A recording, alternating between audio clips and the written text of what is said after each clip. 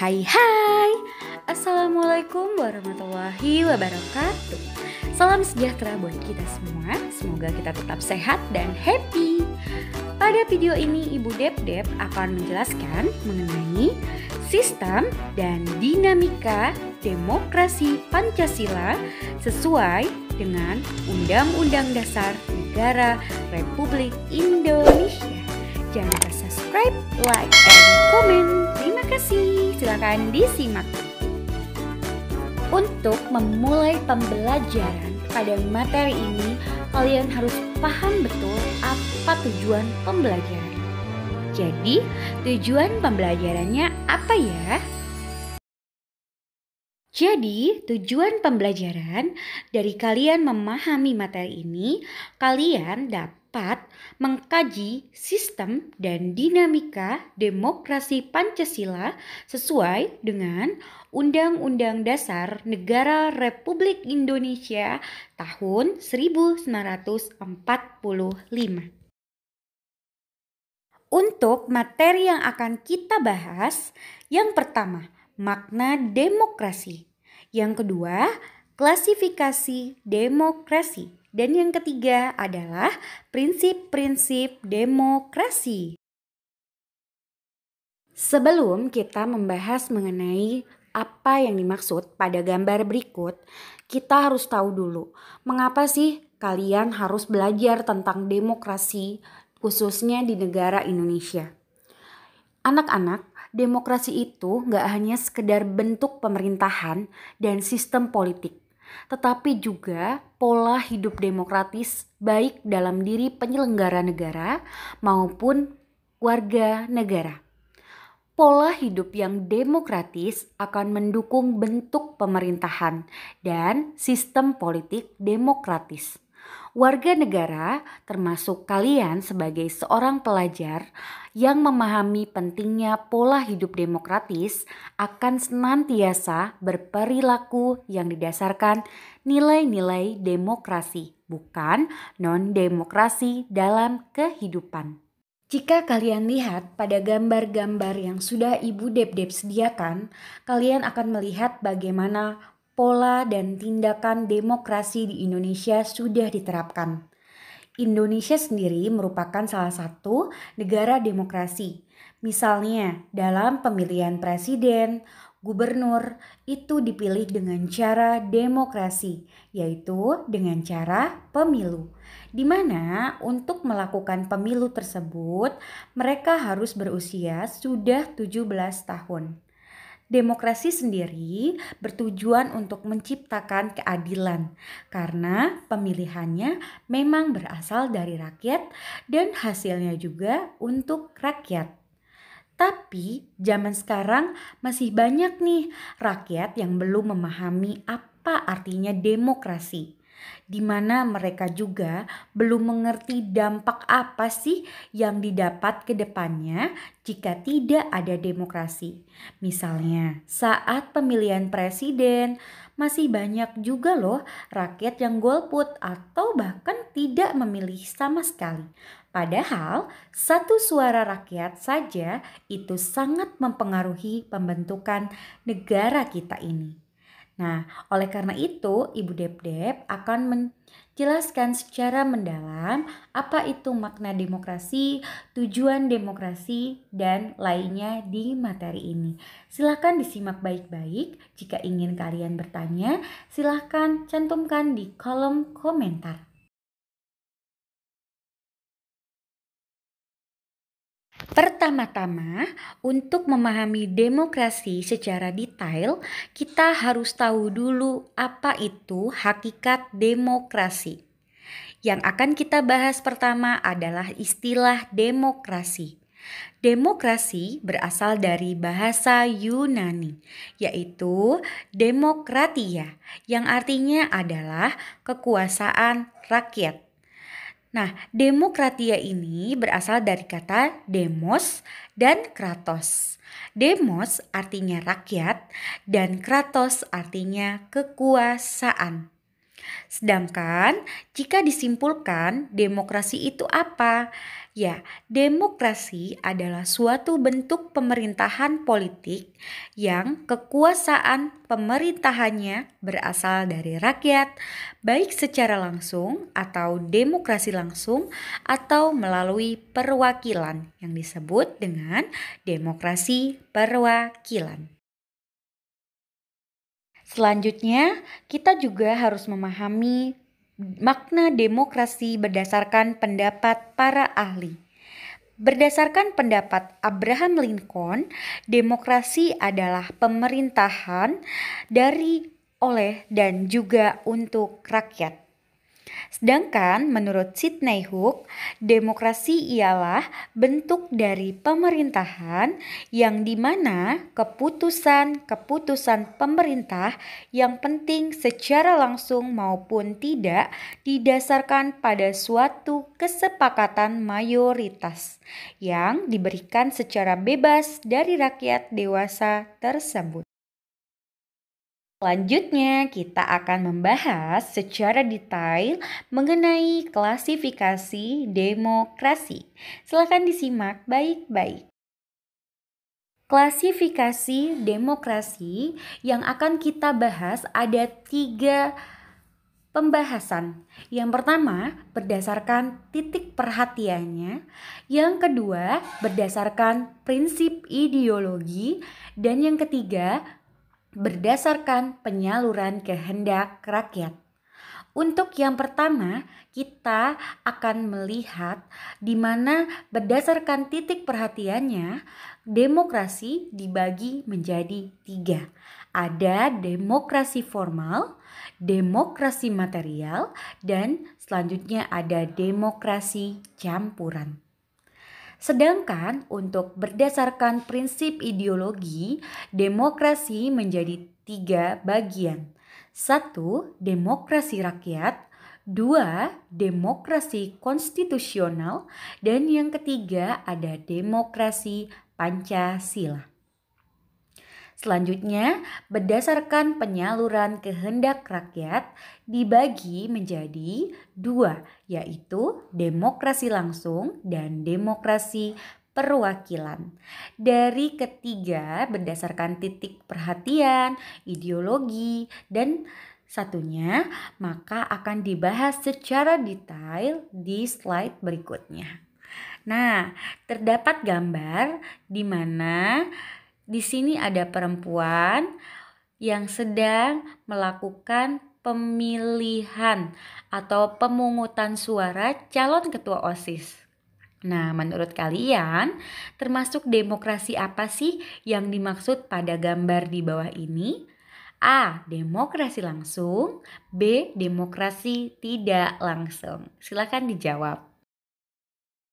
Nah, sekarang kita akan membahas lebih banyak mengenai berdasarkan titik perhatiannya. Di mana tadi Ibu Dep-Dep hanya menyebutkan saja berdasarkan titik perhatiannya macam-macam demokrasi. Tetapi sekarang Ibu Dep-Dep akan membahas satu persatu macam-macam demokrasi berdasarkan titik perhatiannya. Ada demokrasi formal. Nah, demokrasi ini secara umum menetapkan semua orang dalam kedudukan yang sama dalam bidang politik. Tanpa mengurangi kesenjangan ekonomi, individu pun diberikan kebebasan yang luas. Sehingga demokrasi ini disebut juga demokrasi liberal. Yang kedua, ada demokrasi material. Demokrasi ini memandang bahwa manusia mempunyai kesamaan dalam bidang sosial, ekonomi, sehingga persamaan bidang politik tidak menjadi prioritas. Demokrasi macam ini dikembangkan di negara sosialis dan komunis. Selanjutnya ada demokrasi campuran. Nah, untuk demokrasi campuran ini merupakan campuran dari kedua demokrasi antara demokrasi formal maupun demokrasi material. Demokrasi ini berupaya menciptakan kesejahteraan seluruh rakyat dengan menempatkan persamaan derajat dan hak setiap orang. Nah, Ibu Dep punya pertanyaan nih. Ayo tebak negara mana sih yang menggunakan sistem demokrasi formal?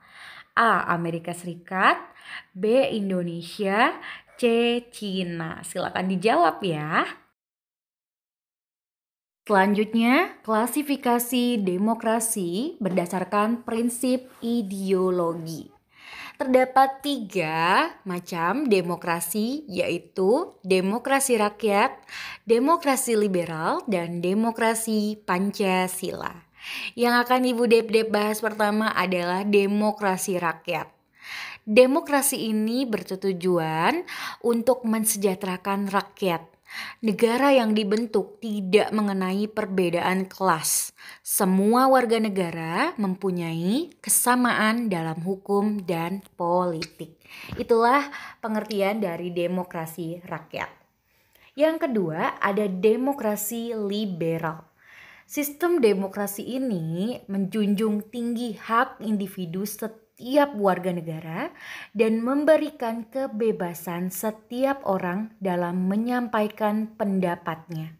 Sistem demokrasi liberal juga disebut dengan demokrasi konstitusional, di mana pemerintah wajib melindungi hak-hak individu warganya sesuai yang tercantum dalam konstitusi. Dan yang ketiga ada demokrasi Pancasila. Nah, demokrasi Pancasila ini perlu kalian ketahui bahwa hanya diterapkan di negara Indonesia. Nah, demokrasi Pancasila ini adalah demokrasi yang dijalankan berdasarkan nilai-nilai yang terkandung dalam Pancasila. Dan hanya Pancasila saja yang ada di Indonesia. Sistem demokrasi Pancasila berasaskan musyawarah mufakat yang mengutamakan kepentingan umum. Selanjutnya yaitu demokrasi langsung dan demokrasi tidak langsung, di mana macam-macam demokrasi ini adalah berdasarkan penyaluran kehendak rakyat.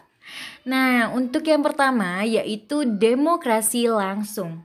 Demokrasi langsung merupakan bentuk demokrasi yang semua warga negara ikut serta secara langsung dan aktif dalam pengambilan keputusan pemerintahan. Pada demokrasi langsung ini, rakyat mempunyai hak membuat keputusan. Keputusan rakyat ini mempengaruhi keadaan politik yang ada. Demokrasi langsung pernah digunakan pada masa awal terbentuknya demokrasi pada abad ke-6 sampai pada abad ke-3, yaitu ketika terdapat suatu permasalahan di mana harus diselesaikan sehingga seluruh rakyat harus berkumpul di Athena untuk membahasnya. Pada era modern, demokrasi langsung menjadi tidak praktis karena jumlah penduduk suatu negara cukup besar dan sulitnya mengumpulkan seluruh rakyat dalam satu forum. Selain itu juga, demokrasi langsung menuntut partisipasi tinggi dari rakyat. Sedangkan untuk era modern saat ini, rakyat cenderung tidak memiliki waktu untuk mempelajari semua permasalahan politik negara. Selanjutnya ada demokrasi tidak langsung atau biasa disebut dengan demokrasi perwakilan. Demokrasi ini adalah sistem demokrasi dengan memberikan legitimasi kekuasaan kepada orang-orang tertentu yang dipilih langsung oleh rakyat untuk menjadi wakil di pemerintahan. Mereka ini akan menduduki lembaga eksekutif maupun lembaga legislatif. Apa sih lembaga eksekutif itu?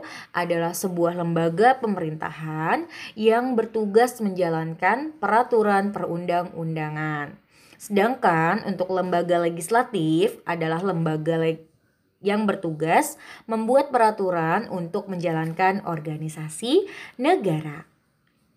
Peraturan yang dibuat legislatif juga bukan semata-mata untuk kepentingan pemerintahan, tetapi juga untuk mengakomodasi kebutuhan warga negara. Oleh karena itu, legislatif diwajibkan mencari data dan permasalahan dari masyarakat dalam ihwal pemerintahan negara. Nah, untuk mayoritas negara di dunia sendiri, banyak yang menggunakan sistem demokrasi perwakilan. Setidaknya ada 2 faktor yang mempengaruhi kenapa banyak negara yang memakai sistem demokrasi perwakilan, di mana faktor tersebut adalah karena jumlah warga negara dan luas wilayah. Mayoritas negara punya jumlah warga negara yang cukup banyak dan wilayah yang begitu luas, sehingga hal ini dapat menyulitkan proses pengambilan kebijaksanaan. Oleh karena itu, pelaksanaan sistem demokrasi perwakilan cukup efektif apabila diterapkan di negara-negara modern. Begitu anak-anak.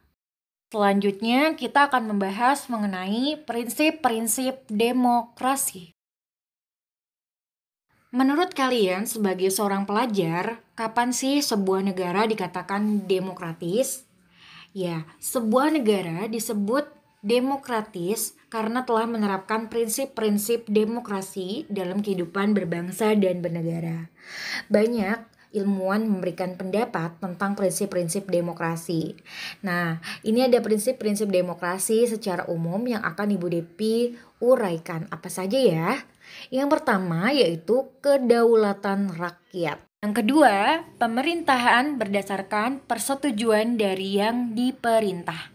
Ketiga, ada kekuasaan mayoritas. Keempat, hak-hak minoritas. Kelima, jaminan hak asasi manusia. Keenam, pemilihan yang bebas dan jujur. Ketujuh, persamaan di depan hukum. Kedelapan, proses hukum yang wajar. 9. Pembatasan pemerintah secara konstitusional. Selanjutnya, pluralisme sosial, ekonomi, dan politik. Dan yang terakhir, ada nilai-nilai toleransi, pragmatisme, kerjasama, dan mufakat. Itulah prinsip-prinsip demokrasi secara umum. Prinsip-prinsip demokrasi yang udah Ibu Depi uraikan ini sesungguhnya merupakan nilai yang diperlukan untuk mengembangkan suatu bentuk pemerintahan demokratis. Berdasarkan prinsip-prinsip inilah sebuah pemerintahan demokratis dapat ditegakkan. Tanpa prinsip-prinsip tersebut, bentuk pemerintahan demokratis akan sangat sulit ditegakkan. Selain Indonesia, banyak juga nih negara yang menggunakan sistem demokrasi dalam pemerintahannya. Berikut diantaranya adalah negara-negara yang menggunakan sistem demokrasi. Yang pertama ada India, Amerika Serikat, Indonesia, negara kita sendiri, Brazil, Pakistan, Nigeria, dan masih banyak lainnya negara-negara yang menggunakan sistem demokrasi. Jadi, sudah selesai Ibu Dep-Dep jelaskan materi pertemuan pertama ini. Nah, dari pembahasan materi ini, kita harus bersyukur nih anak-anak, karena kita hidup di negara demokrasi, seperti di Indonesia, di mana hak-hak masyarakat dilindungi dan segala kebijakan pemerintah mengacu pada aspirasi rakyat. Hal ini tentunya nggak berlaku pada negara otoriter. Nah, menurut kalian apa sih perbedaan antara negara demokrasi dengan otoriter? Mungkin bisa dijawab di kolom komentar. Nah, untuk mengakhiri proses pembelajaran ini ada evaluasi yang bisa kalian kerjakan. Ada 4 soal, masing-masing totalnya adalah 25 poin. Silakan kalian jawab masing-masing soal yang sudah Ibu Depi sediakan. Terima kasih semuanya. Wassalamualaikum warahmatullahi wabarakatuh. Sampai jumpa di pertemuan kedua. Dah. Tetap semangat dan jangan lupa kesehatan. Silakan kalian bisa share materi ini apabila memang materi ini sangat bermanfaat buat teman-teman kalian. Terima kasih.